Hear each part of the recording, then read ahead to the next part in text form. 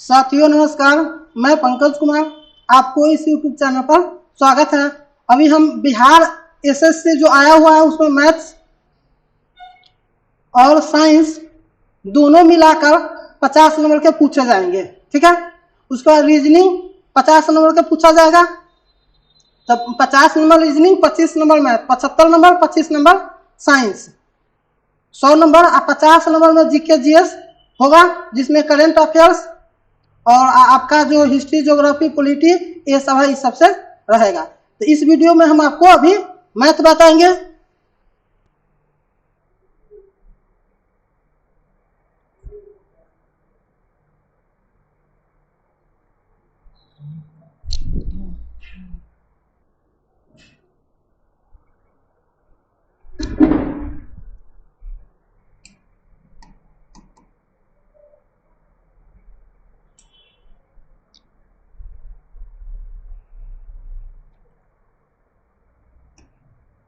चलिए, मैथ में अभी हम वास्तविक संख्या से शुरू करेंगे। जैसे नंबर सिस्टम में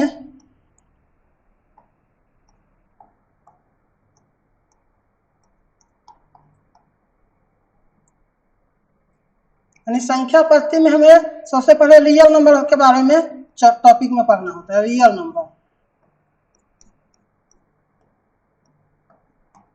नंबर मतलब वास्तविक संख्या, ठीक है। इसमें पहले कुछ बेसिक नंबर के बारे में हम लोग जान लेते हैं, जिसमें जैसे में इसमें आ जाता है पहला प्राकृत संख्या यानी नेचुरल नंबर। प्राकृत संख्या क्या होता है जान लीजिए। तो 1 से लेकर अनंत तक के गिनती की संख्या को क्या कहेंगे? प्राकृत संख्या कहेंगे। तो प्राकृत संख्या 1 से शुरू होगा, 1 2 3 4 5 डॉट डॉट, ये सब क्या है? प्रारंभ की कुछ प्राकृतिक संख्या है। पूछा जाए सबसे छोटा प्राकृत संख्या कितना है, तो सबसे छोटी प्राकृत संख्या, सबसे छोटी प्राकृत संख्या 1 है। सबसे छोटी प्राकृत संख्या 1 है। पूछा जाए सबसे बड़ी प्राकृत संख्या क्या है, तो सबसे बड़ी प्राकृत संख्या नहीं बता सकते, क्योंकि प्राकृत संख्या अनंत होता है। उसके बाद दूसरा पर जानना है पूर्ण संख्या यानी होल नंबर। तो 0 से लेकर अनंत तक की गिनती की संख्या को क्या कहेंगे? पूर्ण संख्या। यानी 0 से लेकर अनंत तक की गिनती की संख्या को पूर्ण संख्या, अथवा प्राकृत संख्या में जब हम 0 को शामिल कर लेते हैं तो हमें पूर्ण संख्या प्राप्त होता है। तो पूर्ण संख्या 0 से शुरू होगा, 0 1 2 3 4 5 डॉट डॉट, ये सब क्या हो जाएगा? पूर्ण संख्या। पूछा जाए सबसे छोटी पूर्ण संख्या कितनी है, कौन है सबसे छोटी पूर्ण संख्या? सबसे छोटी पूर्ण संख्या 0 है। सबसे छोटी पूर्ण संख्या 0 है। सबसे बड़ी पूर्ण संख्या भी हम लोग नहीं बता सकते, क्योंकि पूर्ण संख्या भी क्या है? अनंत है। अब यहां से समझिए, तो जितना भी प्राकृत संख्या है सभी पूर्ण संख्या, लेकिन सभी पूर्ण संख्या प्राकृत संख्या नहीं होगा। क्यों? क्योंकि 0 पूर्ण संख्या है लेकिन प्राकृत संख्या नहीं है। तो यहां से हम कह सकते हैं सभी प्राकृत संख्याएं पूर्ण संख्या है। सभी प्राकृत संख्या पूर्ण संख्या है, लेकिन सभी पूर्ण संख्या प्राकृत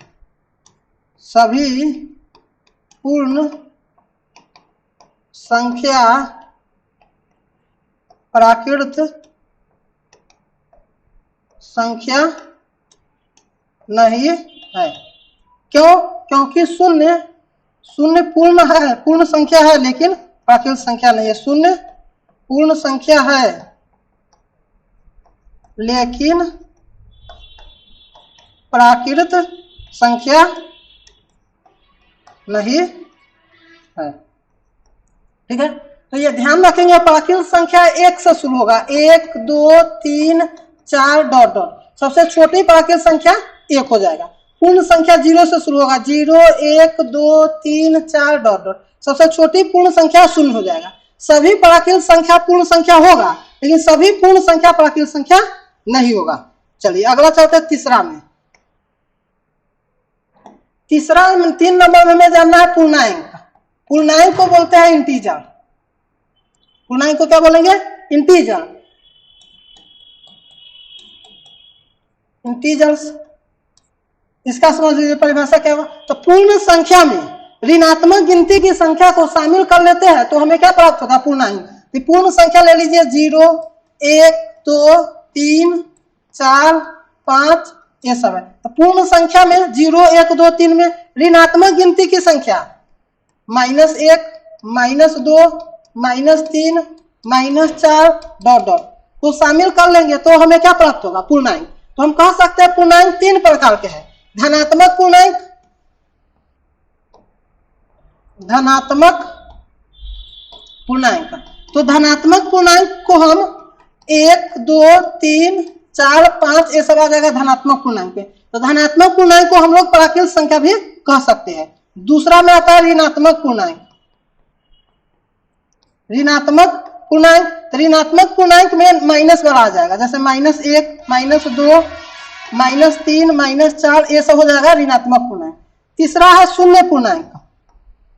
तो शून्य पूर्णांक में केवल 0 आ जाएगा, शून्य आ जाएगा। शून्य पूर्णांक में केवल 0 है। तो शून्य ना तो धनात्मक है ना ही ऋणात्मक, यह क्या है? शून्य पूर्णांक। कह सकते हैं पूर्णांक 3 प्रकार का होता है। धनात्मक पूर्णांक को हम लोग क्या कह सकते हैं? प्राकृत संख्या कह सकते हैं, 1, 2, 3, 4, 5 होगा।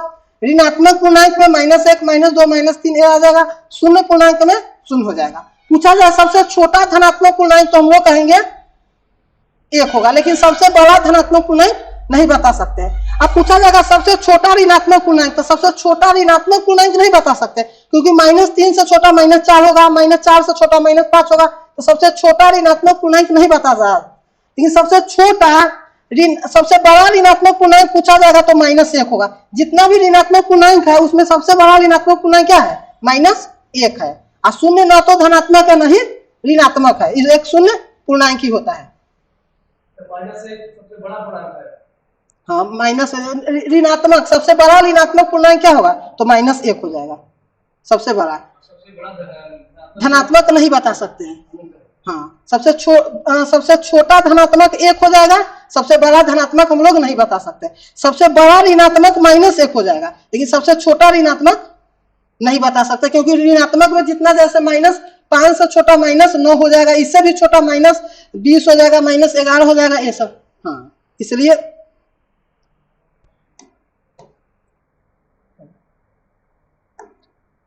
पूर्णांक के बाद अगला में हम लोग चलते हैं। इससे सबसे ज्यादा क्वेश्चन पूछा जाता है जिसको कहते हैं अभाज्य संख्या।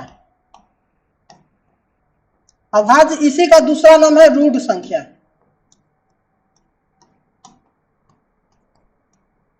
यानी प्राइम नंबर।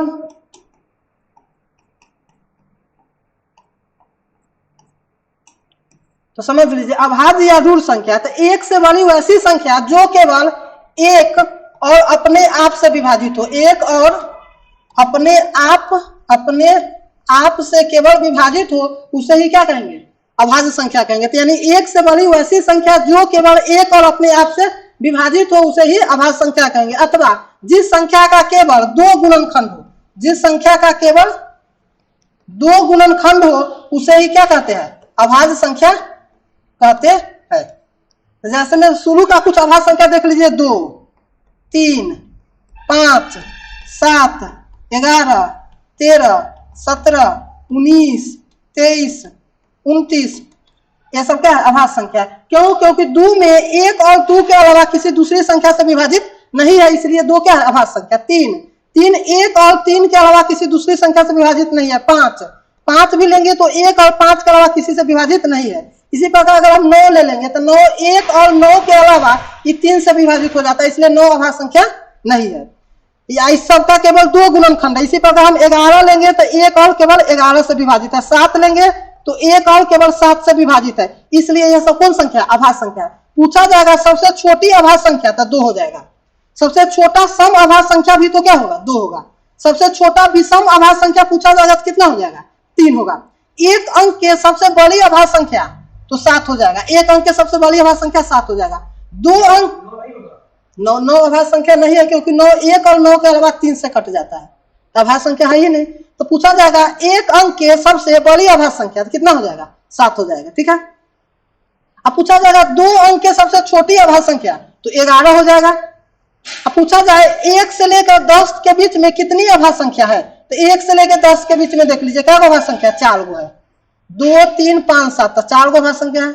इसी प्रकार पूछा जाए 1 से लेकर 20 तक में कितनी अभाज्य संख्या है, तो गिन लीजिए 2 3 1 2 3 4 5 6 7 8, तो 1 से लेकर 20 तक में कितनी अभाज्य संख्या है, 8 है। इसी प्रकार पूछा जाए 1 से लेकर 30 तक में कितनी अभाज्य संख्या है, तो 10 हो जाएगा। इस बात सबको ध्यान में रखना है। चलिए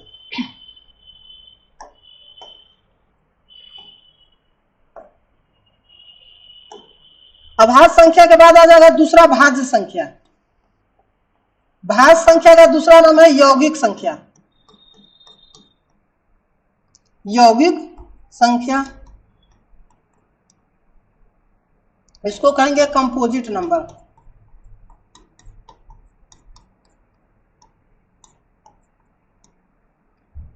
देख लीजिए कंपोजिट नंबर क्या होगा, यानी यौगिक संख्या। तो एक से बड़ी वैसी संख्या जो एक और अपने आप के अलावा किसी दूसरी संख्या से भी विभाजित हो, उसे ही क्या कहेंगे, यौगिक संख्या। तो एक और अपने आप के अलावा किसी दूसरा से भी क्या होना चाहिए, विभाजित होना चाहिए, अथवा जिसका 2 से अधिक गुणनखंड हो, जिस संख्या का 2 से अधिक गुणनखंड होगा उसे ही क्या कहेंगे, यौगिक संख्या कहेंगे, यानी 2 से अधिक गुणनखंड हो। तो जिस संख्या का 2 से अधिक गुणनखंड हो जाएगा उसे ही क्या कहेंगे, भाज्य या यौगिक संख्या। जैसे में 4, तो 4 को हम लोग देखते हैं 1 और 4 के अलावा क्या है, 2 से विभाजित है, इसका 1 से अधिक गुणनखंड, 2 से अधिक गुणनखंड है, 1 गुणनखंड है, 2 है 4। इसी प्रकार हम 6 ले लेंगे, तो 6 भी कौन संख्या है, भाज्य है, यानी यौगिक संख्या, क्योंकि एक और अपने आप के अलावा दूसरी संख्या से भी 1 से 2 से 3 से 6 से, देखिए इसका 2 से अधिक गुणनखंड है, इसलिए कौन संख्या हो गया, भाज्य या यौगिक संख्या। इसी प्रकार हम 8 ले लेंगे, तो 8 में भी 1 से 2 से 4 से और 8 से विभाजित है। ठीक है, 2 से अधिक गुणनखंड है, 9 को भी ले लेंगे, तो 1 से 3 से 9 से 10, 1 से 2 से 5 से 10 से, तो ये सब कौन संख्या हो जाएगा, भाज्य या यौगिक संख्या। पूछा जाए सबसे छोटी भाज्य या यौगिक संख्या कितना है, तो 4 हो जाएगा। सबसे छोटी भाज्य या यौगिक संख्या 4 हो जाएगा। सबसे छोटी सम भाज्य या यौगिक संख्या भी पूछा जाएगा तो 4 हो जाएगा। सबसे छोटी विषम यौगिक संख्या पूछा जाता है केवल 9 हो जाएगा। ठीक है, उसके बाद पूछा जाए एक अंक के सबसे बड़ी यौगिक संख्या, तो 9 हो जाएगा। एक अंक के सबसे बड़ी यौगिक संख्या 9 होगा। एक अंक के सबसे छोटी यौगिक संख्या 4 होगा। 2 अंक के सबसे छोटी यौगिक संख्या तो 10 हो जाएगा। याद रखना है, एक जो है, एक न तो अभाज्य संख्या है, अभाज्य यानी रूड, एक न तो अभाज्य संख्या है और न ही भाज्य यानी यौगिक संख्या है। याद रखना है, एक को न तो भाज्य संख्या के ग्रुप में रखेंगे, न ही अभाज्य संख्या, ये दोनों में से कोई संख्या नहीं है।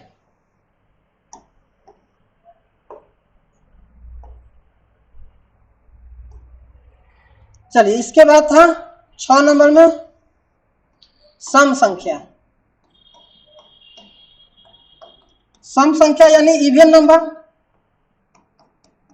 तो देखेंगे जो संख्या 2 से विभाजित हो, वैसी प्राकृत संख्या जो 2 से क्या हो, विभाजित हो, उसे ही क्या कहेंगे, सम संख्या कहेंगे। तो सम संख्या आ जाएगा 2 4 6 8 10 12 14, ये सब क्या है, सम संख्या है। या जिस संख्या का इकाई अंक 0 2 4 6 8 इसमें से कोई भी हो वह कौन हो जाएगा, सम संख्या। यानी जो संख्या 2 से विभाजित हो जाएगी वह कौन क्या कहलाएगी, सम संख्या। पूछा जाएगा सम संख्या का सामान्य या व्यापक रूप क्या होता है, तो 2m होता है, या 4m लिख दे, या 8m लिख दे, m के जगह p भी लिख सकता है, जैसे में 8p लिख दे, 10p लिख दे, 12q लिख दे, 16s लिख दे, तो ये सब क्या हो जाएगा, सम संख्या। तो सम संख्या का सामान्य या व्यापक रूप क्या होता है, 2m या 4m या 8m या 10p या 12p या 8t, यानी 2 से कटना चाहिए। देखिए 2 से कट जाएगा, ये भी 4 2 से कट जाएगा, जहां m क्या है, कोई धनात्मक पूर्णांक है। तो सम संख्या का सामान्य या व्यापक रूप क्या होगा, 2m या 4m या 8m 8p जो 2 से कटे।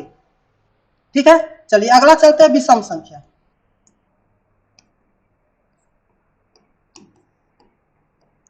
विषम संख्या को यानी इंग्लिश में ऑड नंबर कहते हैं, यानी वैसी संख्या जो 2 से विभाजित न हो उसे ही क्या कहेंगे, विषम संख्या। तो जो संख्या 2 से विभाजित नहीं होता उसे विषम संख्या, जैसे में 1, 3, 5, 7, 9, 11 ये सब कौन संख्या है, विषम संख्या, क्योंकि यह 2 से विभाजित नहीं होगा। तो जिस संख्या, ये विषम संख्या और अभाज्य संख्या में अंतर है। हाँ, अभाज्य संख्या मान की विषम संख्या का 2 से अधिक भी गुणनखंड हो सकता है, लेकिन अभाज्य संख्या का केवल 2 गुणनखंड होगा। कोई कोई विषम संख्या अभाज्य संख्या भी हो सकता है, ठीक है। तो विषम संख्या जो 2 से विभाजित नहीं होगा, या जिस संख्या का इकाई अंक 1, 3, 5, 7, 9 होगा, जिसका इकाई अंक 1, 3, 5, 7, 9 हो जाएगा, वो कौन संख्या हो जाएगा, विषम संख्या हो जाएगा, ठीक है। अब पूछा जाए सबसे छोटी धनात्मक विषम संख्या, तो 1 हो जाएगा। 1 अंक के सबसे छोटी विषम संख्या तो 9 हो जाएगा। 2 अंक के सबसे छोटी विषम संख्या तो 11 हो जाएगा, और सबसे बड़ी 1 अंक के विषम संख्या पूछा जाएगा तो 9 होगा। विषम संख्या का सामान्य या व्यापक रूप पूछा जाएगा तो हो जाएगा 2m + 1 या 2m - 1। यहाँ देखिए 2 से कट जाएगा, लेकिन 1 2 से नहीं ना कटेगा, इसलिए विषम संख्या हो गया।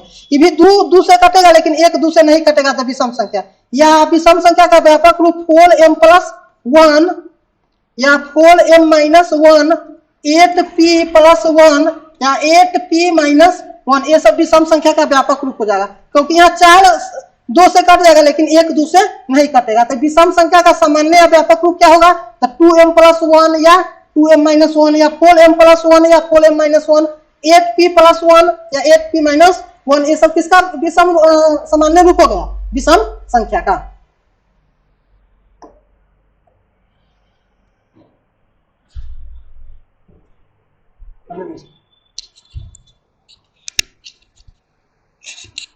नमस्कार दोस्तों, जैसा कि अभी आपने मैथ में देखा, पंकज सर के द्वारा आपको नंबर सिस्टम पढ़ाया जा रहा था। ऐसे ही आपको डेली आपका सुबह 6:30 बजे से लेकर के 9 बजे तक आपकी क्लास चलेगी, जो इंटर स्तरीय बिहार एसएससी और दरोगा की भर्ती है, जिसमें आपको बेहतरीन तैयारी कराई जाएगी वृंदा क्लासेस में। अब वृंदा क्लासेस का ऐप भी आ चुका है और वृंदा क्लासेस की वेबसाइट पर भी आप जा सकते हैं। वेबसाइट है आपकी वृंदा classes.in, ये वेबसाइट है, यहां से भी आप जा सकते हैं। कुछ बैचेस में आप जाना चाहते हैं तो ऐप भी है वृंदा क्लासेस का, ठीक है।